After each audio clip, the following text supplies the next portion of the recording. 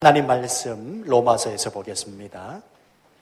주일날은 로마서를 강의하고 있습니다. 오늘 본문의 말씀 로마서 14장 7절부터 10절 말씀까지만 제가 받들어 봉독해 올립니다. 로마서 14장 7절 말씀부터 받들어 봉독해 올립니다. 우리 중에 누구든지 자기를 위하여 사는 자가 없고 자기를 위하여 죽는 자도 없도다. 우리가 살아도 주를 위하여 살고 죽어도 주를 위하여 죽나니 그러므로 사나 죽으나 우리가 주의 것이로다. 이를 위하여 그리스도께서 죽었다가 다시 살아나셨으니 곧 죽은 자와 산 자의 주가 되려 하심이라. 네가 어찌하여 네 형제를 비판하느냐? 어찌하여 네 형제를 업신 여기느냐? 우리가 다 하나님의 심판대 앞에 서리라. 아멘. 잠깐 기도하겠습니다. 하나님 아버지, 종의 말씀 들고 섰습니다. 종의 모습은 온전히 감추어 주시고 하나님의 영광의 빛으로 충만히 임하셔서 말씀이 깨달아지는 시간 되게 하여 주옵소서. 말씀이 힘되고 용기되고 격려될 뿐만 아니라 하나님 말씀에 순종하겠다고 다짐할 수 있는 시간 되어지도록 역사하여 주옵소서. 종을 도구로만 사용하시기를 원하고 예수님 이름으로 기도하옵나이다. 아멘. 저는 시골에서 초등학교 6학년 초까지 학교를 다녔었는데요. 지금도 그렇습니다만 저는 그 당시에 운동에 취미가 없어서 그런지 학교 다닐 때 제일 싫어했던 과목이 뭐였냐면 체육 시간이었습니다. 하지만 제가 초등학교 4학년 때로 기억이 되는데 2시간 특별활동 시간이 주어져 있잖아요. 그 2시간 특별활동 시간에 제가 탁구부를 들게 됐습니다. 뿐만 아니라 심지어는 방학 중에는요, 달리기도 못하는 사람이 육상부에 들어가 그 달리기 훈련을 제가 받게 됩니다. 이유는 다른 이유가 아니었습니다. 탁구에 대해서 흥미를 느껴서도 아니고 또 달리기를 잘해서도 아닙니다. 저희 반 담임 선생님이 그때 당시에 전근을 해오셨는데 이분이 운동선수 출신이었어요. 그래서 이분에게 그저 잘 보이려고 탁구부에 들었고요. 그리고 달리기 훈련도 제가 받게 된 겁니다.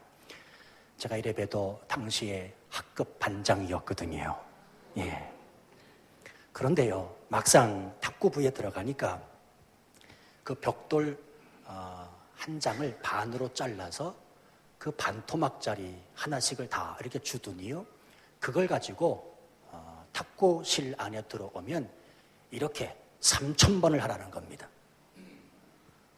그것도 벽을 쳐다보고 이걸 3,000번을 하라는 거예요. 3,000번을. 3,000번 해보셨습니까? 얼마나 팔이 아픈지 모릅니다. 그래서 한 4번 정도 하다가 제가 그만둬버렸습니다. 그런데 이 탁구부는 조금 난데요. 방학 중에 했던 이 달리기는 제가 진짜로 못하겠더라고요. 제 뛰는 모습을 보신 분은 아시겠지만 제 아내가 저한테 그럽니다. 당신은 왜 달리기를 하면 뒤로 뛰냐요? 뒤로 이렇게 해요. 그러니까 그 정도로 제가 달리기를 못하는 사람인데 담임 선생님에게 잘 보이기 위해서 그 방학을 이용해서 달리기 훈련을 받게 된 겁니다. 입에서 단내 난다고 하잖아요. 제가 초등학교 4학년 때 입에서 단내 난다는 것이 무엇인지 경험을 한 사람입니다. 진짜로 죽겠더라고요. 그런데 그만둔다고 말을 할 수가 있어야지요. 결국은 제 부모님이 나셔서 선생님에게 이야기를 하신 뒤에야 제가 그 육상 달리기도 그만둘 수가 있었습니다. 자, 그 이후부터 체육 시간은 제게 지옥이었고 어떻게 하면 체육 시간을 빠질 수 있을까를 고민하기 시작을 했습니다. 그러던 차에 다시 체육 시간에 흥미를 느끼게 된 계기가 하나 있었습니다. 그건 다름이 아니라 체육 시간에 선생님이 저한테 기준을 시키는 거예요. 기준. 여러분, 기준이 뭔지 아시지요? 저희 때만 하더라도 체육 시간에는 제식이 있었습니다. 제식이 뭔 줄 아시죠? 앞으로 나란히, 좌우로 나란히, 좌우로 정렬, 뭐 이런 것들이 있어서 열중시ot 같은 것들이요.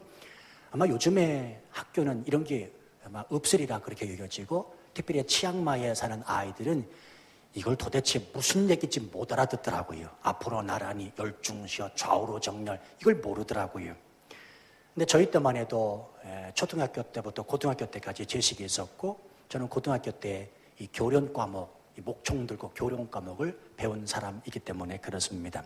아무튼 체육 시간이 되면 선생님이 꼭 저를 부르시면서 김선국 기준, 그러면 저는 기다렸다는 듯이 큰 소리로 외치기만 하면 됩니다. 기준!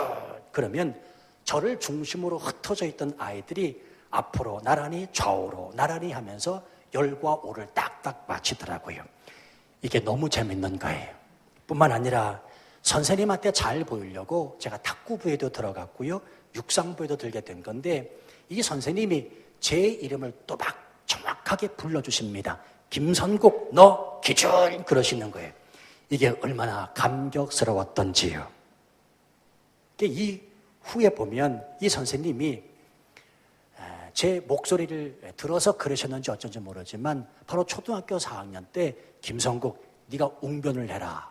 그래가지고 웅변을 시작한 게요, 제가 다른 도시로, 다른 지역으로 전학을 가서도 웅변을 계속하게 됐습니다. 그래서 전학을 한 학생이 그 전학 간 학교에서 꿀리지 않고 제가 지낼 수 있었던 것은 대회 나갔다면 1회에도 제가 1등을 먹었거든요. 네.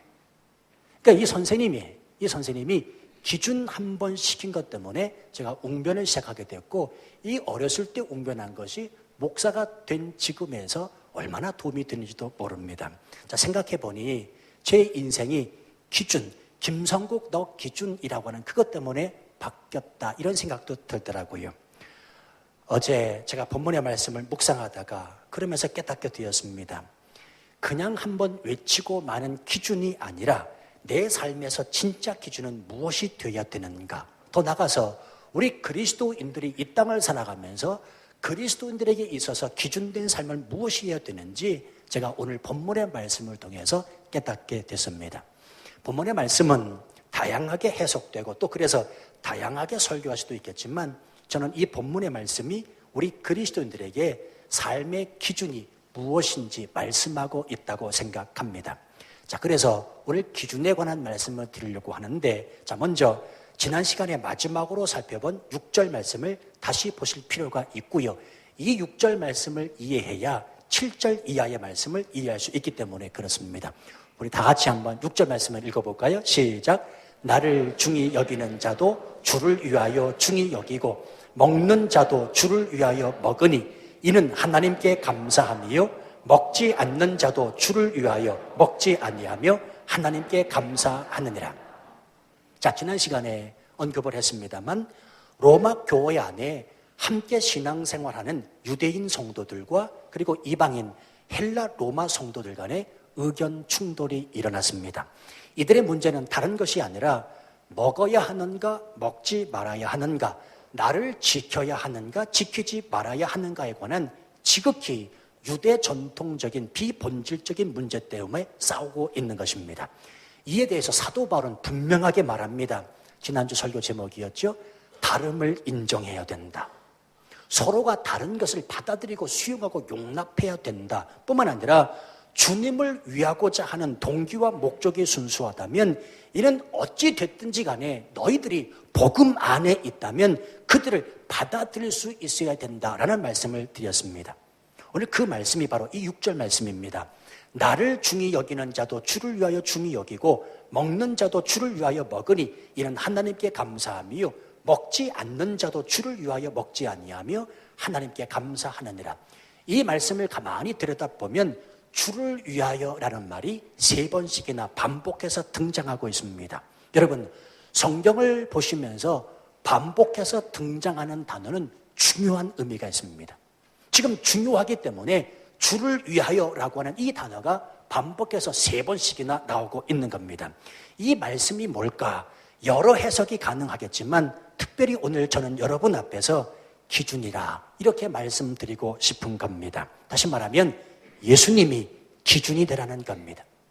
주를 위하여라는 말은 예수님이 기준이 되라. 먹는 것도 나를 지키는 것도 예수님이 기준이 되어야 된다는 사실입니다.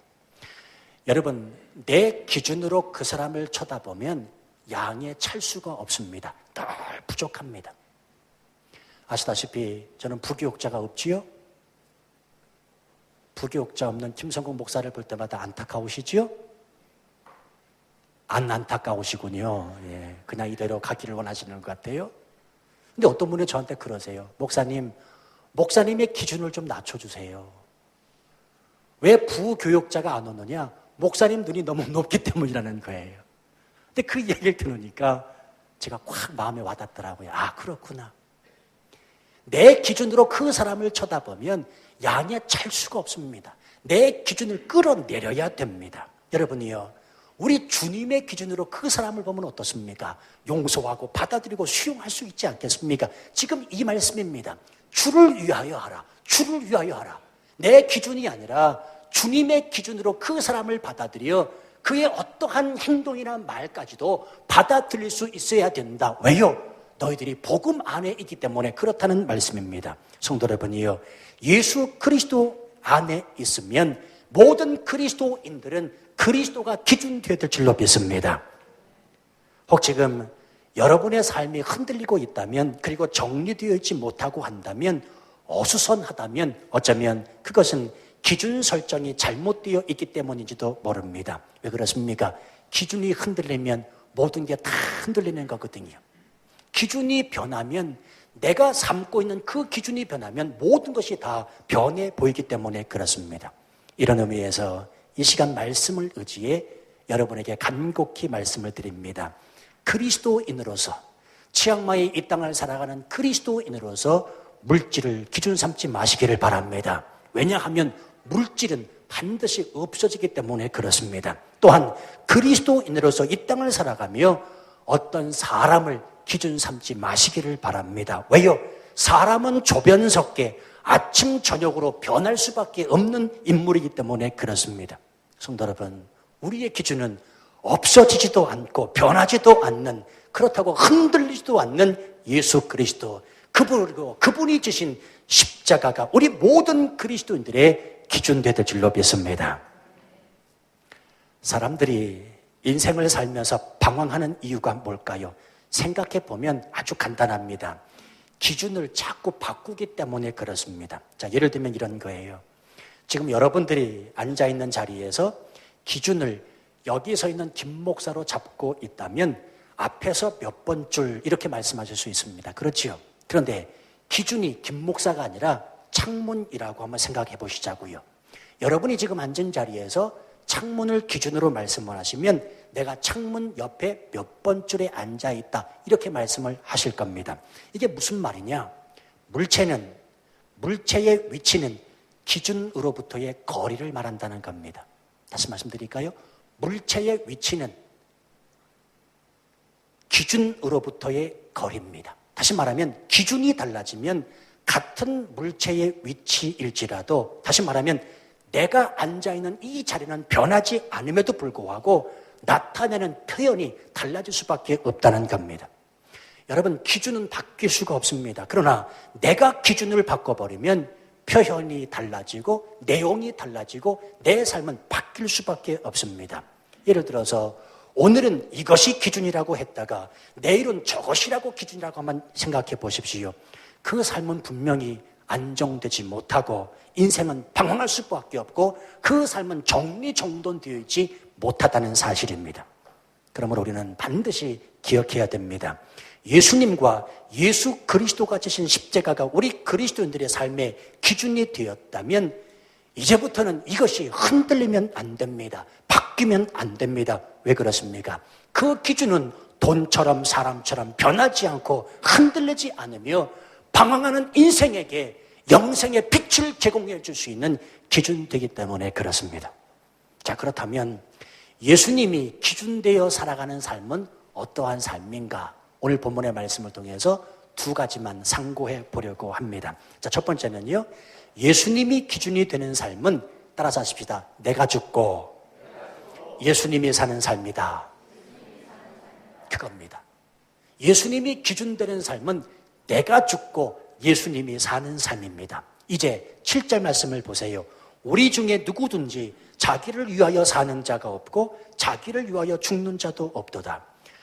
어제 이 말씀을 처음 시작하면서 준비하면서 도대체 이 7절의 말씀이 이해가 되질 않는 거예요. 이 말씀이 도대체 누구를 향해서 말씀하는 말씀입니까? 여기서 말하는 우리는 누구고 자기를 위하여 사는 자가 없고 자기를 위하여 죽는 자는 누구를 가리키는지 저는 이해할 수가 없었습니다. 그런데 여러분이요, 기준을 예수님에게 두고 보시기를 바랍니다. 예수 그리스도의 십자가로 두시고 이 말씀을 다시 보시면 이 말씀은 믿지 않는 자들이 아니라 믿는 우리 그리스도인들에게 강력하게 하시는 말씀으로 받아들이고 이해할 수가 있습니다. 다시 말하면 어떻게 살까? 그리스도인이 어떻게 살까? 그리스도인은 예수님 때문에 살고 예수님 때문에 죽을 수 있어야 된다는 말이 이 7절 말씀이에요. 금방 이해되시죠? 금방 이해할 수 있을 겁니다. 물론 1차적으로 이 말씀의 수신자는 로마 교회 안에 있는 비본질적인 문제로 분쟁을 일으키는 유대인 성도들과 이방인 헬라 로마 교인들을 향하여 하시는 말씀입니다. 우리 중에 누구든지 내 스스로 살고 죽는다고 말할 수 있는 사람이 없으니 서로 싸우지 마라. 왜 싸우냐? 왜 분쟁을 일으키냐? 먹든지 마시든지 그리고 나를 지키든지 지키지 않든지 그 비본질적인 문제가 뭐가 중요하냐? 우리가 다 내 스스로 살고 죽는다고 말할 수 없는 그리스도인인데 왜 싸우고 분쟁을 일으키느냐라고 하는 말씀이 바로 7절 말씀이라는 겁니다. 예수를 믿는 그 순간부터 그리스도인은 살고 죽는 문제에 있어서 하나부터 10까지 주를 위한 삶이 되어야 하기 때문에 싸우지 말라는 말씀이 7절 말씀이라는 거예요. 그래서 8절 말씀을 보시기 바랍니다.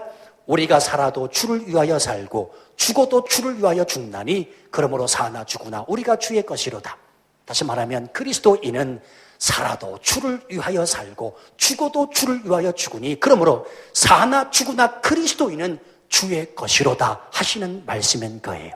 그런데 이 말씀을 좀 자세히 들여다볼 필요가 있습니다. 이 8절 말씀을 보시면 내가라고 하는 단어가 없습니다. 내가라고 하는 단어 대신에 나를 위하여라는 말 대신에 주를 위하여라는 단어가 있습니다. 성도 여러분이요, 잘 들으십시오. 기독교 신앙이란 아주 간단합니다. 내가 죽고 예수님 사는 거예요. 믿음 생활이란, 신앙 생활이란 내가 죽고 예수님 사는 겁니다. 나를 위하여가 아니라 주를 위하여 사는 삶이 그리스도인의 삶이라는 사실입니다. 내가 신앙생활에서 성공하고 출세하는 것이 아니라 내가 삶의 질을 높이며 사는 삶이 그리스도인의 삶이 아니라 신앙생활이라고 하는 것은, 교회생활이라고 하는 것은 내가 죽고 예수님 사는 것, 나를 위하여가 아니라 주를 위하여 사는 것이라는 말입니다. 이것이 바로 예수님이 기준되는 삶입니다. 아이들 교육 때문에 이 땅에 오신 엄마들은 잘 들어주시면 고맙겠습니다. 절대로 내 아이가 내 삶의 기준이 되어서는 안 됩니다. 내 아이가 기준되기 이전에 주님이 기준돼야 됩니다. 내 자식을 위하여가 아니라 주님을 위하여 가르치고 훈육할 수 있어야 된다는 사실입니다. 지금은 그렇지 않겠습니다만 가끔 보면 아이들 때문에 엄마들이 싸운다 하는 이야기를 제가 듣습니다. 여러분, 아이들 때문에 싸운다는 말이 무슨 말일까요? 내 아이가 그 엄마의 삶의 기준이기 때문에 싸우는 거예요. 그렇잖아요. 사람은 누구나 자기 기준을 지키려고 하는 마음이 있기 때문에 그렇습니다. 우리 한번 싸움의 원인을 곰곰이 한번 생각해 보실까요? 왜 싸울까요? 왜 사람들이 다투고 싸우고 분쟁할까요? 간단합니다. 내 기준 건드렸다는 겁니다. 그래서 싸우는 거예요. 그래서 가만히 살펴보면 매사에 사납고 달려드는 사람, 싸우려고 달려드는 사람을 살펴보면 자기가 설정해 놓은 기준들이 한두 가지가 아닙니다. 이것도 이래야 되고 저것도 저래야 되고 자기 기준이 너무 많습니다. 그런데 그걸 누가 건드리면 확 달려들 수밖에 없는 겁니다. 싸우자고 나한테 지금 덤비냐? 그리고는 싸우게 되는 거예요. 성도 여러분, 부부싸움 왜 합니까? 결국 기준의 싸움 아니겠습니까? 남편은 남편대로, 아내는 아내대로의 기준이 설정되어 있거든요. 그거 서로 양보하지 아니하고 주장하려고 하니 싸우는 것 아니겠습니까? 인생을 피곤하게 살면 안 됩니다.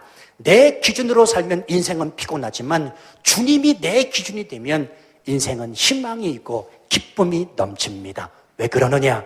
8절 하반절과 9절은 그 해답을 우리에게 주고 있습니다. 사나 죽으나 우리가 주의 것이로다. 9절 말씀, 이를 위하여 그리스도께서 죽었다가 다시 살아나셨으니 곧 죽은 자와 산 자여 주가 되려 하십니다. 다시 말씀드리면 예수님이 십자가에 못 박혀 죽으신 것이 우리의 죄만을 씻어주시기 위함이 아니고 우리를 자기 소유 삼으시기 위해서라는 말입니다. 우리가 주의 것이로다. 우리가 주의 것이로다. 이를 위하여 예수 그리스도께서 십자가에 못 박아 죽으셨다. 다시 말하면 따라 잡시다. 내가 주님의 것이다. 그 말씀이에요. 지금 이 말씀이 내가 주님의 것이라는 말씀입니다. 성도 여러분, 내가 주님의 것이라는 말이 무엇입니까? 주님이 내 인생을 책임져 주신다는 말씀 아닙니까? 주님이 나를 사랑한다는 말씀 아닙니까? 어느 사람이 아니라 천지 만물을 창조하신 하나님께서 내 인생을 책임지시고 나를 사랑하시는데 우리가 기뻐하지 않을 이유가 그 어디에 있다는 말입니까? 언젠가 예화를 드렸습니다만 한번 생각해 보세요. 어느 날 내게 1,000억이 공짜로 생겼다고 치자고요. 얼마요? 1,000억입니다. 그런데 길을 가다가 내 주머니에 있는 1,000원짜리 한 장을 잃어버리게 되었습니다. 그러면 1,000원짜리 한 장 잃어버린 것 때문에 낙담이 되고 신경이 쓰이시겠습니까? 안 쓰이시겠습니까? 쓰인다고요? 1,000억을 공짜로 얻었는데 1,000원 잊어버리고 낙심도 되지 않고 신경도 저는 쓰지 않을 것 같습니다. 왜 그렇습니까? 공짜로 얻은 돈이 너무나 크기 때문에 그렇습니다. 성도 여러분이요, 우리가 소유한 구원의 기쁨과 복음, 주님이 나를 책임지시고 나를 사랑한다는 이 크고 놀라운 비밀은 1,000억보다 큰 것입니다. 그러므로 잊으시면 안 돼요. 1,000원 같은 현실의 고난 앞에서 1,000억의 기쁨을 잃거나 빼앗기지 마십시오. 다시 말씀드릴게요. 1,000원 같은 현실의 고난과 고통 앞에서 1,000억의 기쁨을 잃거나 빼앗기면 안 됩니다. 그것은 1,000억을 공짜로 내게 주신 그분에 대한 도리가 아니기 때문에 그렇습니다. 기억하십시오. 1,000억짜리 복음을 받아들인 자들에게 있어서 인생의 모든 문제는 1,000원짜리에 지나지 않습니다. 그러므로 우리가 지금 어떤 문제로 인해 내 기쁨을 잃고 있다면, 소망도 발견할 수 없다면 그는 지금 1,000원짜리에 속고 있는 겁니다. 여러분, 속지 마세요. 왜 1,000원짜리에 속고 지내십니까? 지금 여러분은 1,000억보다 더 큰 것을 받았음에도 불구하고 왜 1,000원짜리 한 장 잃어버린 것 때문에 낙심하고 주저앉고 실망하냐는 말이에요. 하나님 아버지께서 우리에게 1,000억보다 더 큰 가치 있는 것을 허락하셨기 때문에 그분은 나의 아버지시고 그분이 나를 하나님의 자녀로 말씀하셨으니, 그분이 나를 책임지신다고, 나를 사랑한다고 말씀하셨으니 여기에 대한 기쁨과 즐거움을 가지고 사는 사람이 그리스도인이라는 사실입니다. 다만 이 기쁨을 소유하기 원한다면, 이 소망이 우리 마음 가운데 끝없이 일어나기 위해서는 어떻게 되느냐? 나는 죽고 주님이 사는 예수님이 기준되는 삶에 힘써야 된다는 것입니다. 자, 두 번째, 예수님이 기준이 되는 삶은 어떤 삶이냐? 10절 말씀 보세요. 네가 어찌하여 네 형제를 비판하느냐? 어찌하여 네 형제를 업신여기느냐? 우리가 다 하나님의 심판대 앞에 서리라. 하나님의 심판대를 두려워하는 마음으로 살아가는 사람이 예수님을 기준되어 살아가는 삶입니다. 여러분, 법이 없다면 이 세상은 어떻게 될까요? 무법천지가 될 거예요. 서로 간에 묻어뜯고 싸우고 죽이고 할 것이 분명합니다. 때문에 법은 인간으로 하여금 이런 일들을 하지 못하도록 통제하는 역할을 합니다. 왜냐하면 법을 어겼을 때 찾아오는 심판이 있거든요. 이 심판이 무서워서라도 인간은 자기 삶을 통제하며 이 땅을 살잖아요. 마찬가지입니다. 성도 여러분, 하나님의 심판대가 있습니다. 그리스도인은 이 사실을 믿음으로 받고 살아가는 사람입니다. 그렇다면 하지 말아야 할 것이 있는데 오늘 성경은 우리에게 분명히 말씀하고 있습니다. 형제 비판하지 말고 형제 업신여기지 말라는 겁니다. 물론 역시 이 말씀도 1차적 수신자는 로마 교회 안에서 싸우고 있는 유대인 성도들과 이방인 헬라 로마 성도들 향해 바울이 권면하는 말씀인데요. 오늘 우리는 이 말씀을 주께서 내게 주시는 말씀으로 받아야 될 줄로 믿습니다. 형제 비판하지 말고 업신여기지 말라. 자, 여기서 말씀하는 비판이라는 말은 아주 쉽게 말씀드리면 스스로 판단하는 것을 말합니다. 여러분, 우리 신앙생활하면서 쉽게 그 사람을 판단하는 잘못을 범할 때가 얼마나 많이 있는지 모릅니다. 그런데 우리가 남을 판단해서는 안 되는 이유가 뭐냐면, 우리가 앞서 로마서를 강의하다가 살펴봤지만 로마서 2장에서 보면 하나님 편에서는요, 살인자나 남을 판단하는 사람이나 똑같이 취급하고 있습니다. 하나님 앞에 죄의 경중이 있을까요? 없습니다. 살인자나 거짓말한 자나 똑같은 사람입니다. 로마서 2장에 보면 남을 판단하고 비판하는 사람, 살인자다, 하나님은 그렇게 평가하고 계시다는 사실입니다. 물론 사람을 판단해야 할 때가 있기는 합니다. 하나님이 우리에게 주신 냉철하고 객관적인 판단력을 가지고 그 사람의 옳고 그름도 알 수 있어야 됩니다. 왜냐하면 그래야 사기꾼 같은 사람들에게 속지 않기 때문에 그렇습니다. 그러나 문제는 뭔고 하면 객관적 판단이 아니라 지극히 주관적 판단이 문제라는 것입니다. 제가 그런 말씀 드렸지요. 주관적 판단으로 말미암아 자꾸만 방송국을 만든다. 무슨 방송국이요? 뭐뭐 카더라 방송국. 뭐뭐 카더라 방송국을 자꾸 만들잖아요. 여러분, 일반적으로 남을 판단하는 사람을 보면 자신의 잘못에는 둔감하고 자신을 무척이나 선하다고 생각하는 특징이 있다고 합니다. 다시 말하면 자신도 잘못하고 있으면서 자기 잘못은 보지 못하고 남의 잘못만 보는 겁니다. 예를 들면 알코올 중독자는 마약 중독자를 경멸한대요. 똑같은 중독자들인데. 미국의 어느 감옥 안에서 실제로 있었던 이야기입니다. 감옥 안에서 살인사건이 일어났어요. 성폭행범 3명이 아동 성추행범 한 사람을 때려 숨지게 한 겁니다. 그래서 교도관들이 정황을 조사해 보니까요, 이 성폭행범 3명이 아동 성폭행범을 만날 때마다 괴롭혔다는 겁니다. 야 임마, 아무리 그래도 그렇지 애를 건드리냐 그래. 그러면서 그를 때려 숨지게 했다는 거예요. 무슨 말입니까? 똑같은 사람인데. 성도 여러분, 인간은 하나님 앞에서 모두가 대죄인입니다. 똑같은 죄인들끼리 잘났니 못났니 무슨 판단을 할 수가 있습니까? 기억하십시오. 사람은 사람을 판단을 하등의 이유와 권한도 없습니다. 목사 판단하지 마세요.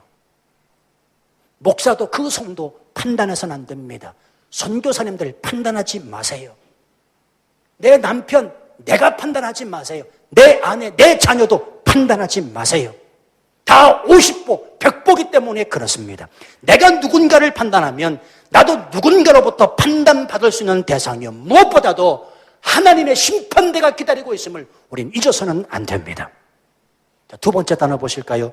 업신여기다라는 말이 있지요. 이 말은 어떤 사람이 가치가 없다고 생각해서 멸시하는 태도를 말합니다. 여러분이요, 이것이야말로 하나님 앞에 큰 죄가 아니겠습니까? 우리 예수 그리스도께서 자기 목숨을 십자가에 죽이시면서까지 그 사람을 구속하셨는데 내가 아무런 가치도 없다고 판단하여 그를 멸시하고 업신여기는 것이 얼마나 하나님 앞에 큰 죄냐는 말이에요. 오늘 주님은 우리에게 말씀하십니다. 형제를 비판하고 형제를 업신여기지 말라. 하나님의 심판대를 두려워하며 이 땅을 살아갈 수 있는 성도들이 되어야 한다고 말씀하십니다. 바로 이 사람이 예수님을 기준하여 살아가는 그리스도인의 모습이라는 것입니다. 말씀을 맺겠습니다. 성도 여러분, 신앙생활하면서 내가 왜 죽어야 하는가?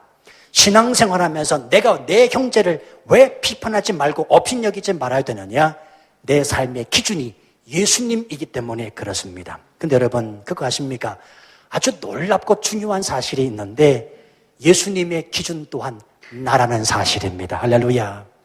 그래서 예수님 자신이 십자가에 죽어 나를 살리셨고 예수님 자신이 내가 받아야 될 멸시와 천대를 받으시고 십자가에 죽으셨다는 사실입니다. 사랑하는 성도 여러분, 이제는 내가 예수님을 기준 삼을 차례입니다. 예수님이 먼저 나를 기준 삼아 주셨기 때문에 십자가를 지셨다면 이제로부터 이 땅 치악마에 살면 내가 이제는 예수님을 기준 삼아야 됩니다.